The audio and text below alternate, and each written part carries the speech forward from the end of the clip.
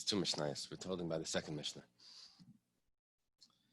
Here it says, the Mishnah says, Kaifin ka'ara al gabi haner b'shvil shleitechas b'kaira. You're allowed to take a clay or ceramic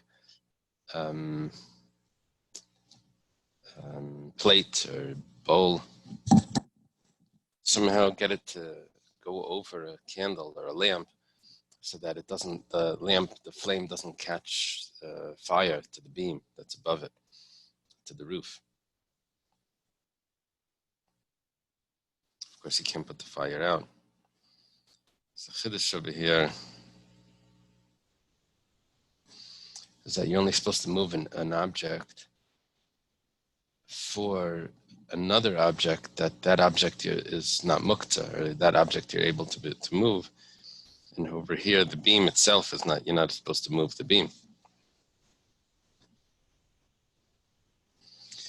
The Gemara says that what's happening over here is that this vessel you were moving for some other reason.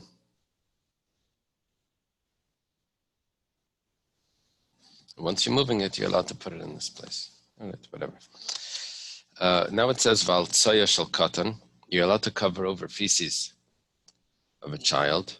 That means this bowl that you're using, you can cover it over so it doesn't smell or it's not disgusting on Shabbos. We'll see in the Gemara what exactly this is referring to. Val akrav, or over a scorpion shleitishach, that it shouldn't bite. I'm Rabbi Yehuda. Rabbi Yehuda says, this is Rabbi Yehuda Rabbi Eily. Mais balafnei Rabbi Yechon ben Zakkai ba'arav. There was a story where in front of Rabbi Yechon ben Zakkai in a place called Arav. Sounds like some Arabia somewhere. Va'amar cheshishani lemichatas. He said, and I'm concerned that the person has chayiv chatas. What the person did, he covered over the scorpion. Apparently the scorpion wasn't running after him to bite him. What's the problem? He captured it. Okay, the Gemara says, Rabbi Yehuda, Rav Yirmiyah barava, Rav Chanan barava, iklol lebei oven demin neshikia. It's a very strange story, and I don't have a good explanation for it, but here's the story. So we have these three sages, Rav Yehuda, Rav Yirmiyah barava, and Rav Chanan barava. They're at Oven Demin Neshakia's house. Now, the Rav Yehuda of Rav Yirmiyah barava, Isu Luhu Paraisa. He brought them couches, beds, whatever, to sit on. Rav Chanan barava, Lo Yaiselei. Rav Chanan barava, he didn't bring him a couch. So he had to sit on the floor. Well, Ashkechei Masni Leilebrei. He hears that Oven, the Min Neshikia, was teaching his own son. The host is teaching the son, and he's teaching him like this. He says that you're allowed to cover over the feces of a child because of the child. So in other words, to stop the child from playing in it, you have to cover it over. Amarlei, so Rav Chanan barava, that was left without a chair, and it sounds like he's a bit insulted. He says, Oven shatia masni shtusi livnei. Oven, the fool, is teaching foolishness to his son. And he explains, why is it foolishness? He says, the feces itself could be eaten by a dog. Now, things that are eaten by a dog are not muktzah. It's food for the animal. It's not muktzah. So, if you're allowed to move food for the animal, you're allowed to move the feces. Why do you have to say that you're allowed to cover it? What do you mean you're allowed to cover it? You're allowed to move it. It comes up with the svara. So it may be that these feces were not available yesterday. They were excreted today. So that means that they're muktzah, because bein hashmashos they weren't ready. So that's considered muktzah. He says, no, you can't say that, because v'hatanya naharis hamayshchin hamayanis hanayvin karagli kalada. What about water that comes down the stream? That wasn't within the Tchum on Shabbos. It came from out of the Tchum. It's flowing the whole time. How are you allowed to turn on your tap? How are you allowed to turn it to use water that's coming down the stream? That water's coming from who knows where. The answer is that things that are always moving don't have the same shvisa that other things have. Shvisa means it takes rest. So therefore, this doesn't have a real location before Shabbos, because we know that it's going to move, and this is where it's going to come, and this is it's considered like as if it's within the Tchum. So too, let's go back to the animal. Even though the feces were not excreted before Shabbos bein hashmashos, but we know that it's inside the animal, and that's what's going to happen. So that's not considered muktzah. That's not considered muktzah, that it wasn't really designated, because we know that that's how it's going to come. So all of this is a claim that Rav Chanan bar Rava has to the way Avin the Minchati is teaching his son this Mishnah, that you're allowed to cover over these feces because of the child. What do you mean you're allowed to move them? You'll tell me the muktzah, they're not muktzah. So Avin says, well, how did you learn it?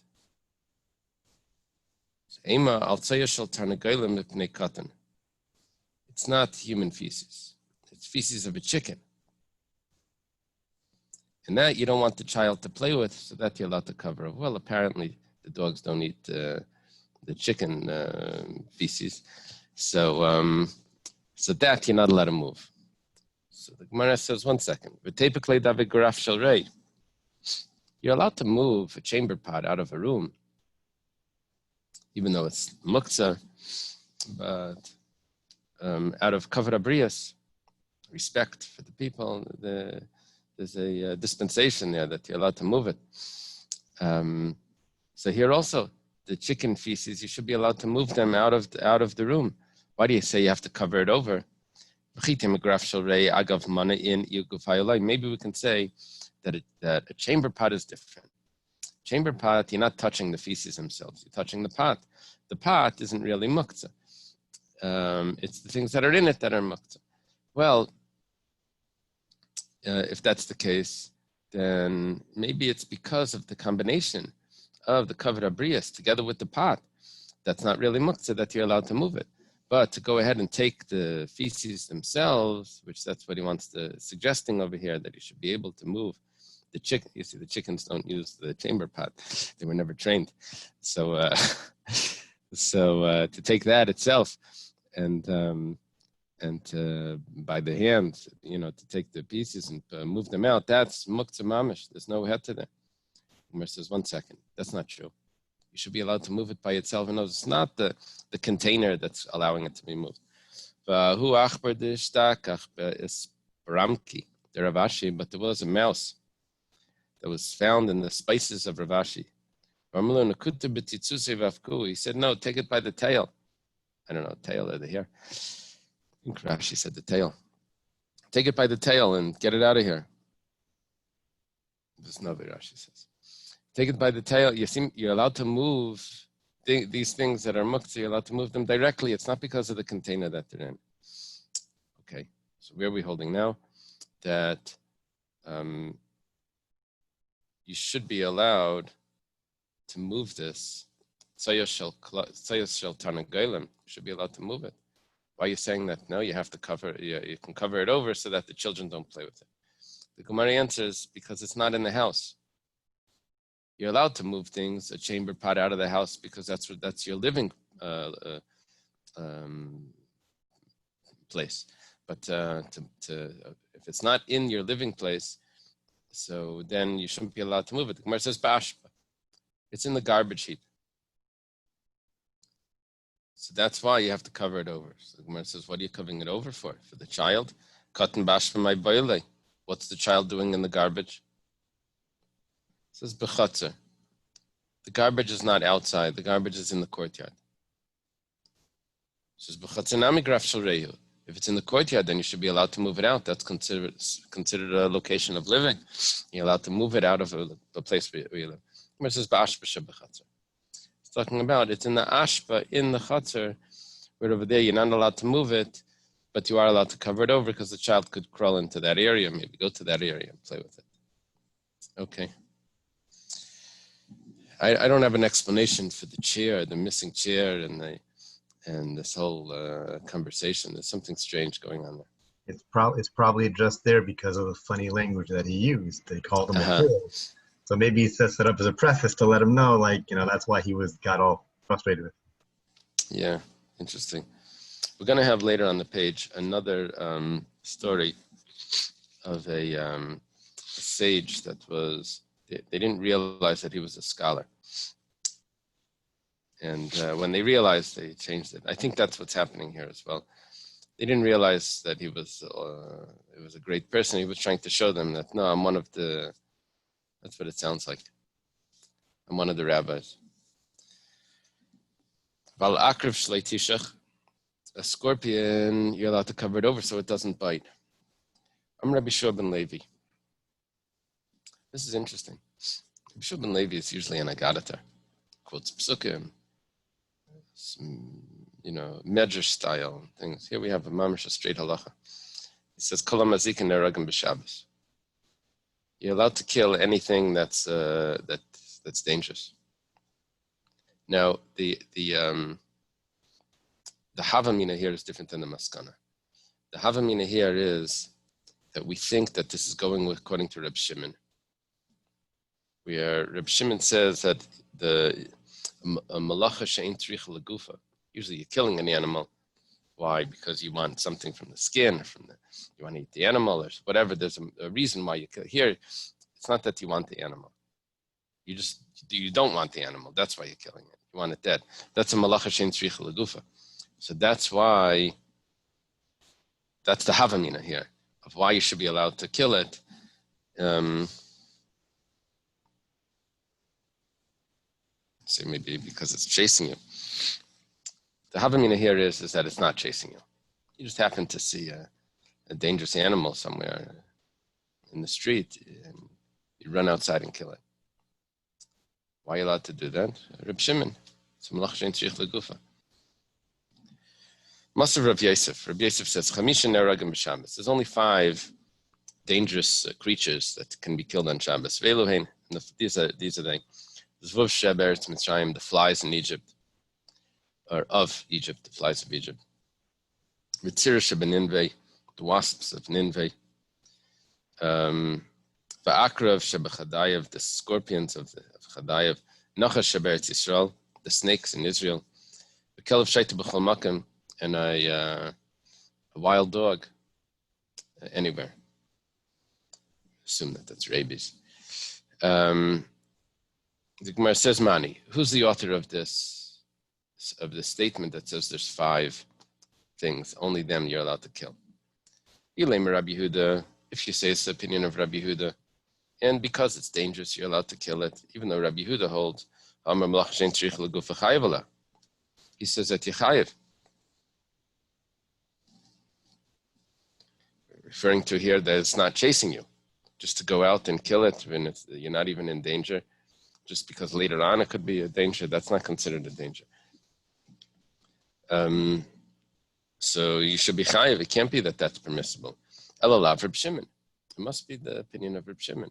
The only problem is that Reb Shimon, if it's according to Reb Shimon, that holds that a malacha that's not meant for its usual purpose is not really a malacha. Here you're killing it just so it's dead, not because you actually want it. There's only 5. There's only 5 things you're allowed to kill. What's Rabbi Shabbos ben Levi saying that you're allowed to kill anything that's dangerous? And if that's Reb Shimon, we have another statement that we assume is Reb Shimon who says that there's only 5.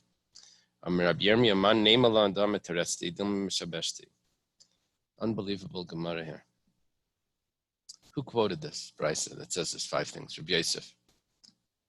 Rabbi Yirmiyah says, Rabbi Yosef is saying a brisa. We don't have that brisa in the Tosefta. We don't have that brisa. How do you know that brisa is accurate? Any brisa that's not taught us by Rabbi or Rabbi Shia, it could be a mistake.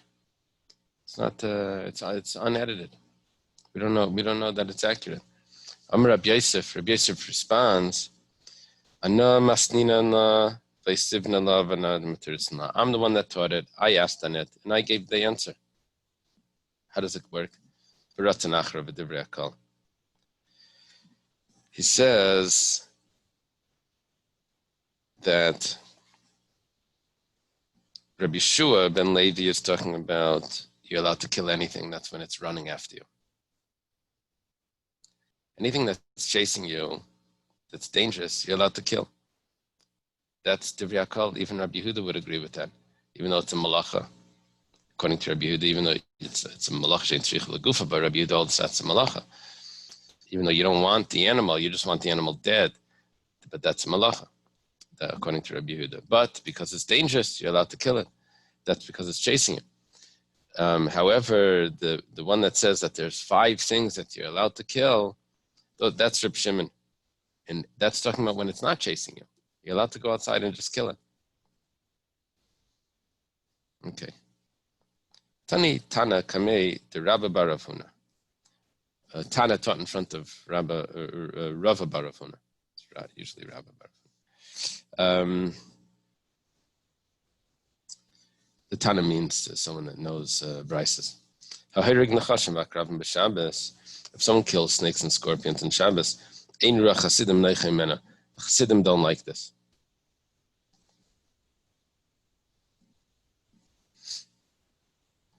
They don't approve of what he did.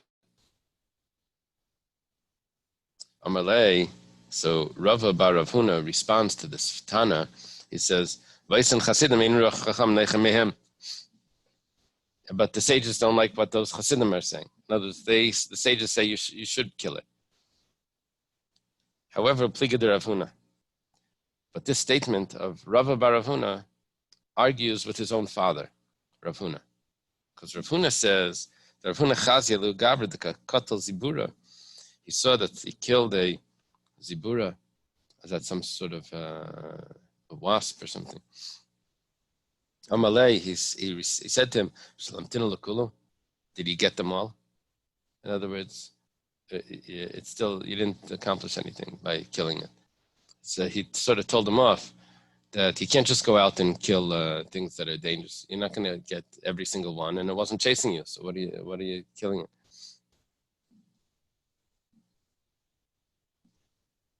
Okay, so Rava bar Rav Huna holds that you're allowed to kill things that are dangerous on Shabbos, and even if it's not chasing you. And Rav Huna says that you're not. Tana Rabbanan. Have an interesting Gemara here. There's dam le'nachashim v'akravan. If there comes to him snakes and scorpions, hargan, and he ended up killing them, b'yadua shenis dam le'lahargan. Why did it come to him? He just killed it. It was all arranged that he should be able to kill them because it's the expression that is Megalgalin's Chosai de Zaka, it says that he Hashgacha Pratis was all orchestrated so that he should be able to kill. That's if he actually killed it. If he didn't end up getting it, it's because it was actually coming to kill him. He had a sin. Now, a miracle happened and he didn't get killed. But it's letting him know that he had a sin. Amr Ula, Vitema Rabba bar Chana, Amr Rabbi Yechanan, Benishufim Bay. Ula says, and some say Rabba bar Chana says, and Rabbi Yechanan is talking about either it was rubbing against him, according to Rabbi Yechanan, I think, or it sounds like some sort of hissing or shrieking. It's interesting, that's the Hebrew word for making the sound. Shriek. Was Rashi's again Shrika. Shrika. Okay. Amar Rav Abba Barkana. Rav Abba Barkana says, Pamachas nafalachet bebeis medrash v'amani v'siachad v'hargai. One of these ziburas, I guess, fell into the beis medrash, and a Navisi got up and killed it. Now, Navisi is a Jewish fellow. He probably comes from this place called Novis or something. And he killed it. It could have been a resort area. I tried to look it up in the Steinsaltz. Amar Rebbe says, Pagabay Kietzibay. Oh, it got hit by one of its kind or something. Now, that's a little bit unclear. Does he mean that this Navisi is as bad as the wasp? Or does he mean that the Navisi was protecting it from another person that's as good as him? Even though the Navisi himself wasn't getting attacked, he just killed it, but he was protecting it from being from another person that was also good. So in other words, was that a degrading expression?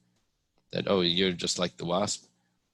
Or is he saying that you protected another good person from the wasp?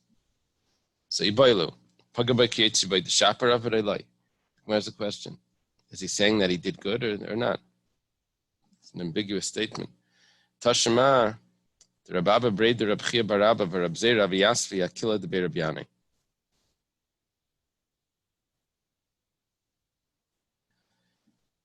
This is Rabbi Abba, the son of Rabbi Chia Barabba, Rabbi Zera, and Rabbi Zera. So there's two here. And they're in the courtyard of the house of Yeshiva Rabbi Yane. Nafik Milsa maybe Nayo. That means that the discussion came out. They asked from Rabbi Yane, are you allowed to kill snakes and scorpions on Shabbos? I kill even wasps. For sure you can kill snakes and scorpions. The Gemara says,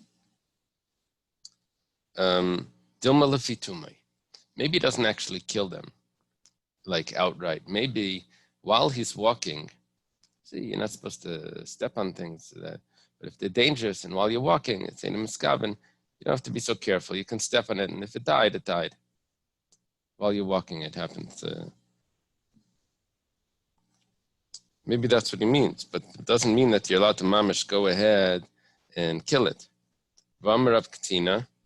I'm sorry, I skipped the line. V'amarav Yehuda Reik Darsa Lefitumai. You see, if someone spits on the floor, so the spit that's on the floor could cause people to be disgusted. You're supposed to rub it into the ground.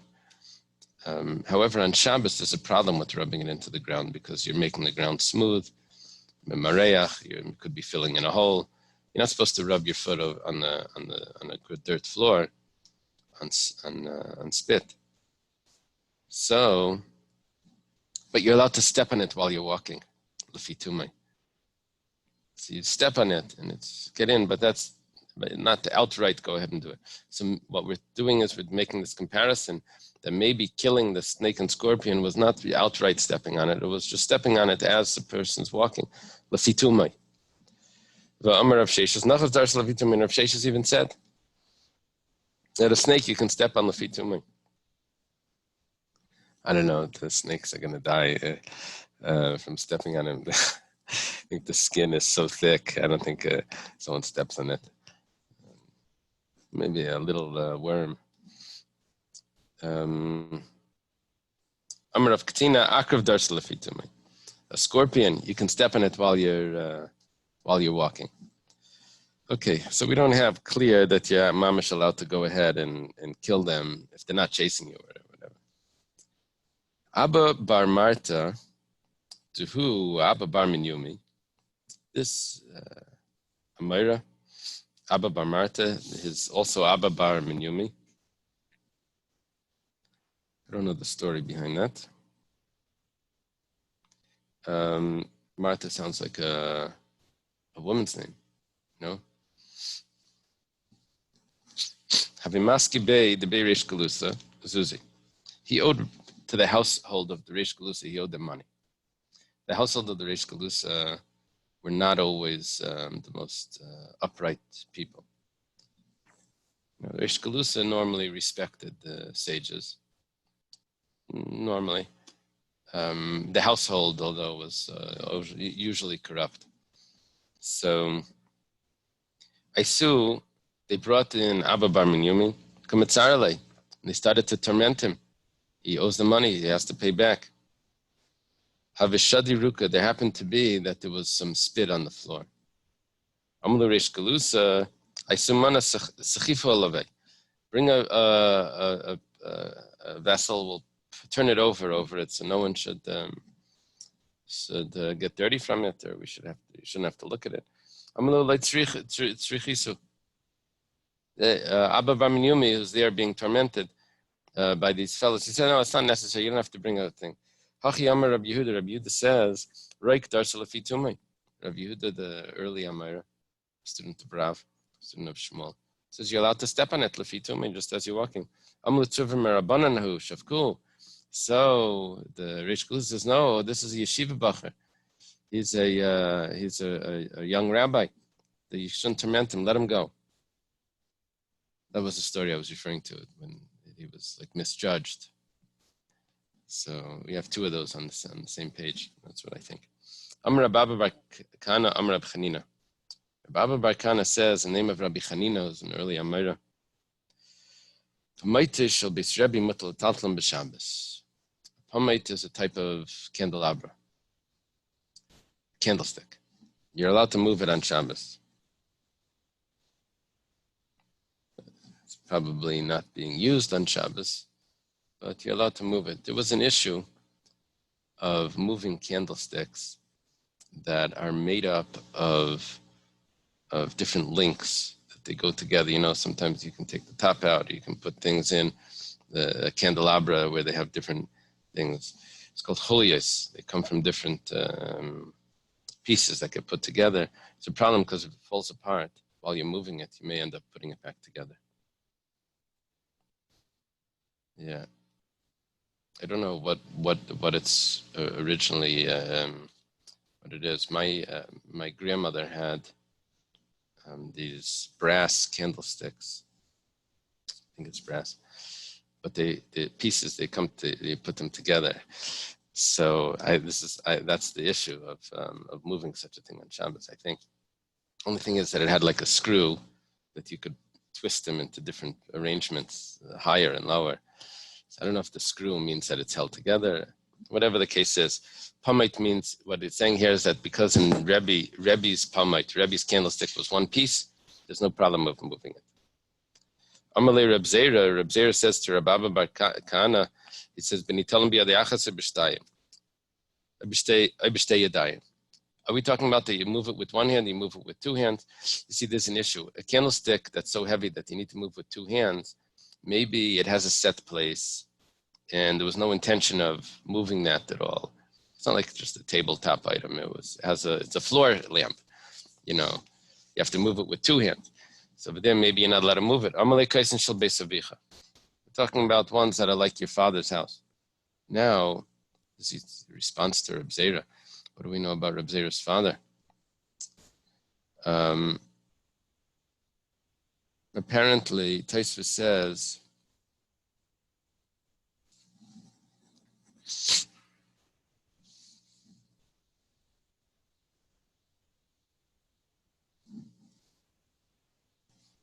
that they're large. Apparently, his father was wealthy. He had larger candlesticks. Rashi doesn't say that. Rashi says that they're small. Okay. Rabbi Abba Bar Kana says, name of Chanina, Korayne shall base Rebbe, Mutal Tatum Shabbos. Korayne sounds like wagons, but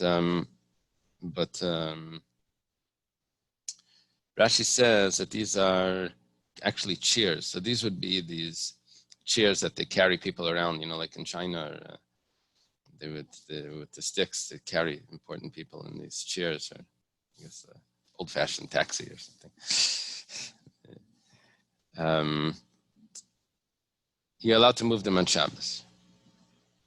Don't get the question according to this. Is it talking about small chairs where one person can move it? It's talking about larger chairs that need two people. Says like of your father's house.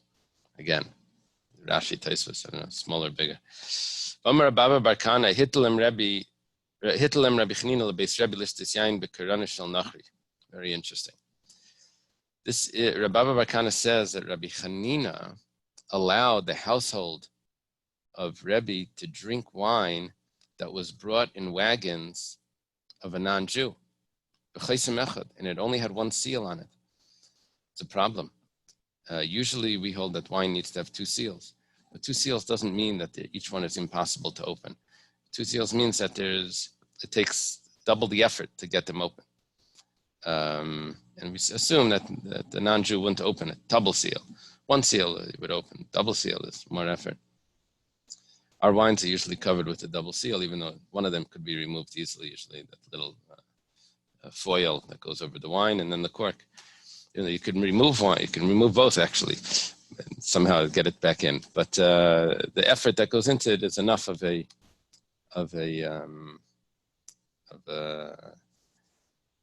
something that would stop people from opening it up. So sometimes it's just a piece of wax. That's like the double seal, wax and then a cork. But he allowed one seal. We don't know the reason. Maybe he'll take Rabbi Eliezer that holds in Masechta Avodah Zarah that one seal is enough for wine. Or maybe this is a special exception here. No one would mess with the household of the Nasi. Even one seal was enough in that case. They wouldn't tamper with it. So that could be a special exception for the house of the Nasi, but normally you really need two seals. Okay, now we have a Mishnah. Yisrael. A non-Jew lit a candle. The Jew is allowed to have benefit from the light. Bim b'shvil Yisrael. But if he lit the candle just for the Jew, then it's aser. Can't have benefit from the light. It's a problem. Can't have a guy turn on a light for you. Yeah, turning off a light is different, but turning on a light is a problem. Turning off the light is a malach shein tzricha legufa, unless you want to make coal or something. Usually you don't. That's not why someone's putting out a light. But if someone needs to sleep, yeah, they're allowed to ask a non-Jew, maybe indirectly, to put out the light, but you're not supposed to ask to put on a light, because you can't have him make a light for you. If he lit it for himself, that's a different story. Let's say he drew water out of the well for his own animal. Now, mashke achar Yisrael, if the water is still there in the trough or whatever it is, so the Jew can bring his own animal. Bim b'shvil Yisrael, but if he did it for the Jew, then it's aser. Then he can't have his animal drink from that water. Also, nachri kevesh layered by, let's say there's a boat, and the non-Jew made a ramp to get off the boat. Yered achar Yisrael, the Jew is allowed to go after him. Bim b'shvil Yisrael asa. Bim b'shvil Yisrael. If he made it for the Jew, then it's aser. Made it specifically for the Jew, he can't use it. Ma'aser Rabbi and Gamliel is a kenim she'bayim b'sfina. The story, Rabbi Gamliel and the Zakanim were coming on a boat. A guy made a ramp to go off the boat. Yard by Rabbi Gamliel is Zakanim. And Rabbi Gamliel and the Zakanim used it. Okay. What's exactly the malacha of the ramp? Is it building? Is it carrying? I'm not sure what the malacha is. Are there any comments over there what the malacha is of putting a board across the? Maybe it's building.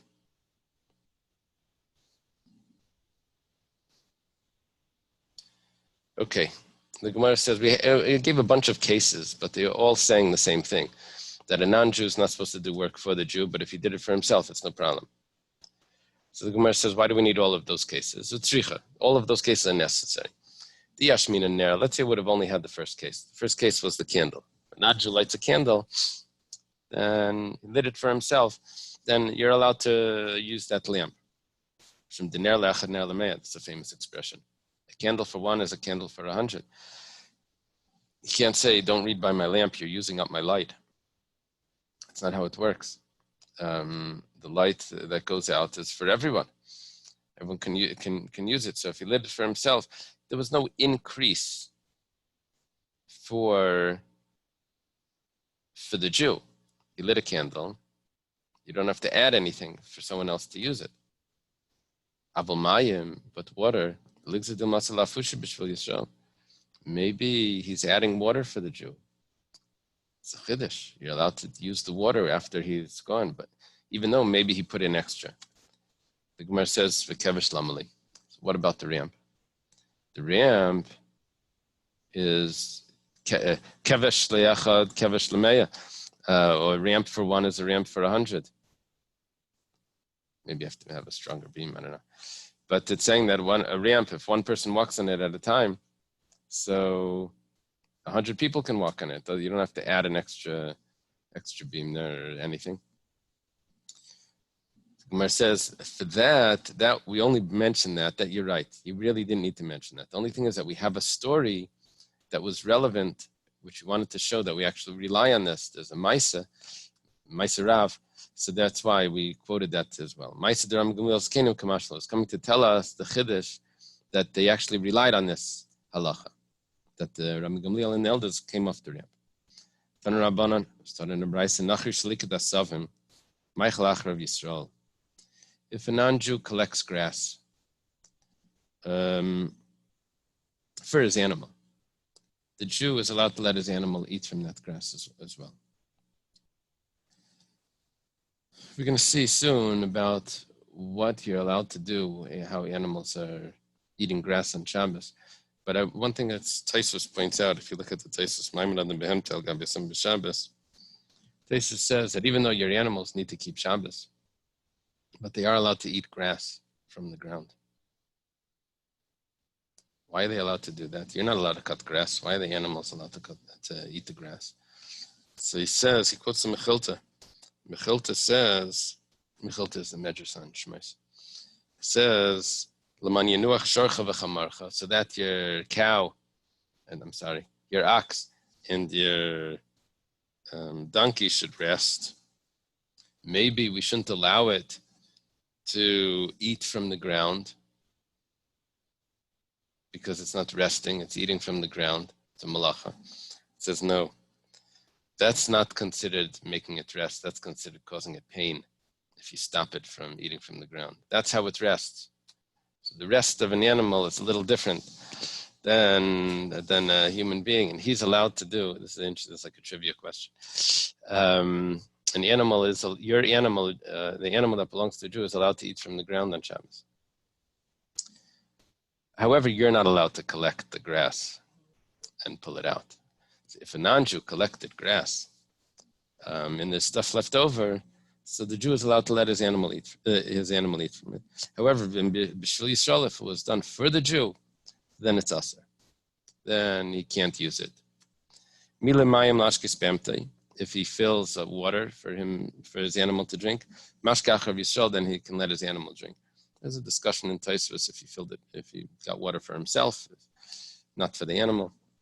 Okay. V'im b'Shvil Yisrael, but if it's for the Jew's animal, then it's aser. But medvarim amurim, here's where we come like the new chiddush. In what case were these words said? Shein makirai. That's only if he doesn't know. He's not a friend of the Jew. Aval makirai, then it's aser. But if the non-Jew that's getting the water out recognizes, he knows the Jew, then it's aser because we assume that he's doing it for the Jew also. He's adding water there for the Jew or collecting the grass for the Jew. Eily, is it really so that you're allowed to feed the animal from the grass that was collected? Person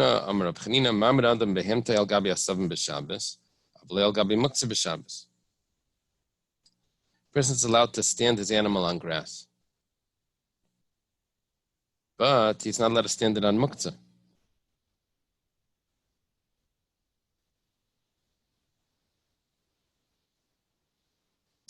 problem with the muktzah is that if you let the animal walk on grass on Shabbos, we don't have any concern that you're going to take some of the grass from the ground and put it into the animal's mouth, because that's a real malacha. You're not going to uproot things on Shabbos, so we don't have a concern about that. Your animal's allowed to, and we trust you that such a malacha you're not going to do. But let's say there's grass that's muktzah. Why is it muktzah? Because it was uprooted on Shabbos. When Shabbos came in, it was attached to the ground. So for that, we're concerned that you may take it in your hand and feed it to the animal. You're not doing a real malacha. It's detached from the ground. The issue is muktzah. So become more strict over muktzah than if it's attached to the ground, because we trust you in that area. But so there's a problem over here. How are you allowed to feed the animal from the grass that was removed from the ground? You may take it in your hand and feed it to the animal. Gemara answers the Kaim La Bapa. You're not really on top of it. The problem is, if you stand the animal directly on top of it, that's a concern. He's standing in front of it. And the animal itself is eating it. Okay. Amar Mar, the master taught. That's only if the non-Jew doesn't know the Jew. But if he knows the Jew, there's a problem. It's forbidden. But they knew Ram Gamliel. They were on the same boat. Going back to the case with the bridge to get off the boat. They make that bridge to get off the boat. We're saying that you're only allowed to use it if you made it for the non-Jew, not if you made it for the Jew. And even if he made it for himself, but if he knows the Jew, that's a problem. He had the Jew in mind.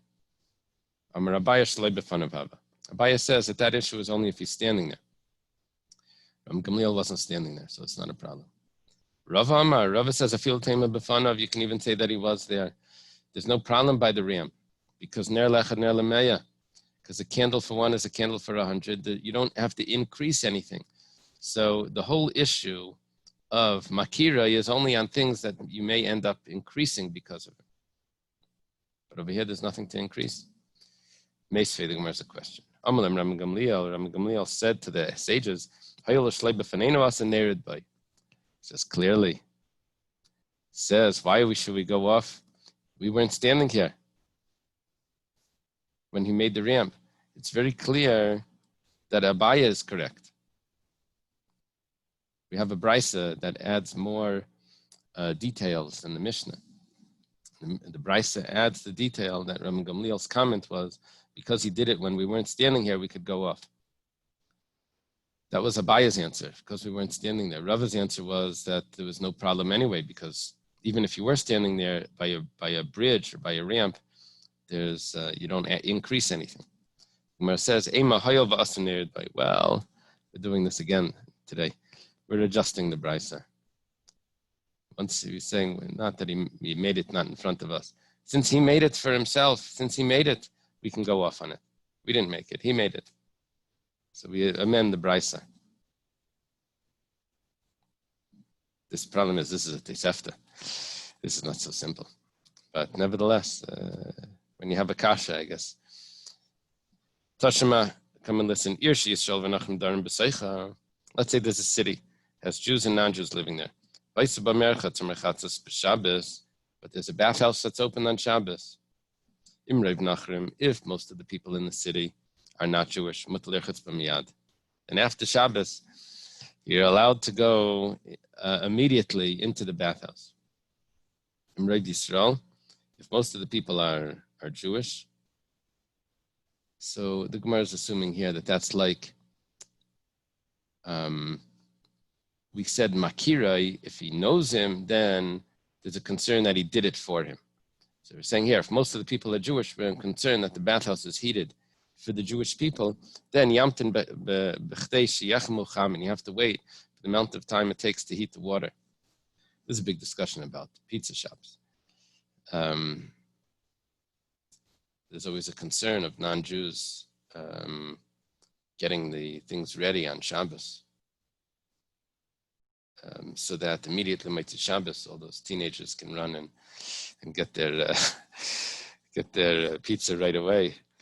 Or after Pesach, there's always a concern that, like, how did they get that out in 45 minutes? It's already hot. And so the rule is that anything that's done on Shabbos, that's prepared, you have to wait the amount of time it would take for after Shabbos. So notice you can never, ever benefit from a non-Jew getting things done earlier. So here you have a bathhouse. You say, oh, I'll go in right after Shabbos. No. You have to wait the amount of time that it would take to heat the bathhouse if it was done for Jews. If it was done for non-Jews, it's no problem. The Gemara answers, Hasam ki mechami adaita deruba mechami. Over there, even though they know the Jews, well, maybe that's not the case. We're not talking about there that they're knowing the Jews. Over there, we're saying that if there's majority of non-Jews, then who did they heat it for? They heated it for the non-Jews. And so therefore, immediately after Shabbos, you're allowed to go and use the bathhouse. They discuss this about coffee in hotels on Shabbos morning. It happens that the hotel makes coffee. Are you allowed to go drink that coffee? You're one of the guests, but they clearly don't have the guests in mind, the Jewish guests. They make the same amount of coffee every day, even if the hotel is empty. Two people, they put up the same pot, probably. I don't think they get a guest list. It says how many people, how many cups they should make. So, so they're not doing it for you. So are you allowed to go and drink it? It's an interesting question. I think they say you are. Tashima, come and listen. Nera dalak b'masiba. If there's a candle that's lit at a party, Imrev Nachrim, if majority of the people there are non-Jewish, then Mutal Ishtam Shloyer, then you're allowed to use that light. Imrev Yisrael, if the majority are Jewish, then Aser, then you're not allowed to. Mechzal Aser, if it's half and half, then it's Aser. So here we have the same story. It looks like that we're proving it's Aser, even though the Jewish people aren't in front of them. It's Aser because it's like Makir, right? I'm not sure if I think the Gemara is asking Anabaya and Rava. Baya says that if the people aren't there, then it should be mutter. Rava said that they don't increase it all. It doesn't matter if the people are there. A candle for one is a candle for 100. So why over here is it a problem? They lit it for the non-Jews. The Gemara answers, Hasan Kanami ki madlaki. If you have the majority that are Jewish, adaita deruba madlaki, then they're lighting it not for the non-Jews, they're lighting it for the Jews because they have intention, the majority. Even though ner lemeya, but we would say that it was entirely lit for the majority.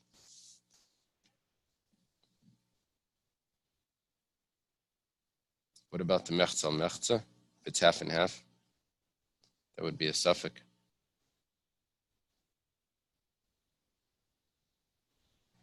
But if the non-Jew lights it for himself, and there is another Jew, that would be different. Because that for sure he had himself in mind, even though that's only two people, and it's mechzal mechza again. Right? But over there he did it for himself. Follow. If it's a party, and it's half and half, it's Aser. Half Jews, half non-Jews. But if there's a Jew and a non-Jew, and the non-Jew lights the candle, then we don't say, oh, 50-50, it's Aser. Because he did it for himself. That's different than at a party. Okay, Shmuel ikla lebei Abba Oven Turin. Shmuel came to the house of Oven Turin. Asu Nachri, must have been an inn or something. A non-Jew came and Adlik Shraga. He lit a candle. Adrina Shmuel Apesa, Shmuel turned around.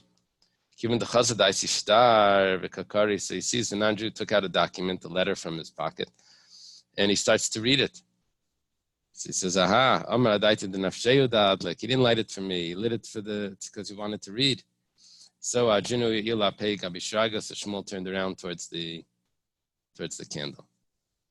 Yajin Lach Kol Kisvei. There. Let's start the Mishnah. There's a bunch of different tools over here in this Mishnah. This is also this parak is about muktzah, items of muktzah. Kol hakelim, any utensil is not considered muktzah, and nitalim b'Shabbos. You're allowed to move it on Shabbos. V'dal sasem imam, and if it has a door, some sort of lid or something, you're allowed to move that as well, a cabinet or whatever. And afalpishin isparku, even though the lid came off, this is not like a door of a house. If the door of a house comes off, then that's muktzah. That wasn't designated to be moved around like that from when Shabbos came in. But these things, they come on and off. Shein delson dalsas abayas, lavi sheinim in amuchan. Over there, that wasn't designated to move like that. Naitaladam corners lapatia bayasakais. A person can take a hammer to crack nuts on Shabbos. Looks like you're allowed to eat nuts on Shabbos. Yeah, the Alter Rebbe's chumrah. Kardaim lachtich be'asadveli, could use an axe to cut the devela, which was the dried figs, would get very hard together. This is before my times, but they used to have blocks of sugar in the store. Where you'd go into the store, you say you wanted sugar, the guy would take a hammer and they would bang it and measure it out for you. I never saw that, but that's what I was told. That's how they did it. They would crack it on the thing and you would get a piece. Megeira lagabaya sagvina. It's a type of knife, probably used for harvesting, and you're allowed to use it to cut cheese. In other words, you're allowed to use a utensil that's muktzah for a use that's not muktzah, for a use called a keli shemalach de'liser, a utensil that's normally used for something that's muktzah. You're allowed to use it l'tzerich gufay for its own use, for a heter use.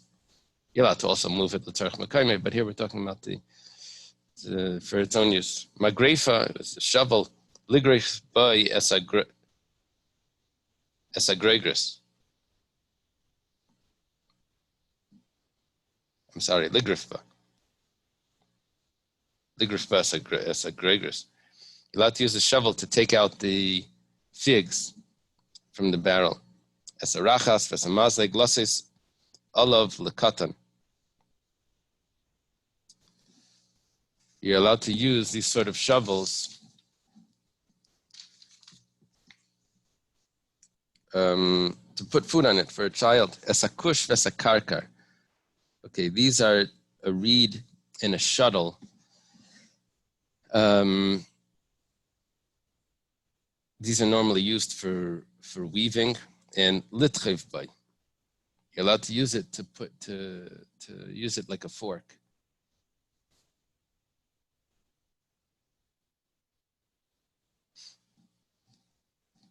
Karkar, the shuttle we always translate it as the thing that goes back and forth in the loom. But this may be the thing that spins when they have to make thread. I forget what it's called. You take the all the fibers, and you attach. You start making the thread, and then you spin this a spindle. You spin it, and it's like makes it has a weight on it, so it keeps spinning, and the thread keeps pulling out longer. So it has one end of it is sharp, and you could use it to as a fork. Machat shel yad, a hand needle that's usually used for sewing. You're allowed to use a little bayasakais to take out a splinter. V'shel sakayin, if it's a needle that's used for people that make sacks. So then, liftech bayasadelas, to open doors. This is what they teach in yeshiva, how to open doors with needles. Okay. Let's leave it over here. So we're up to the Gemara.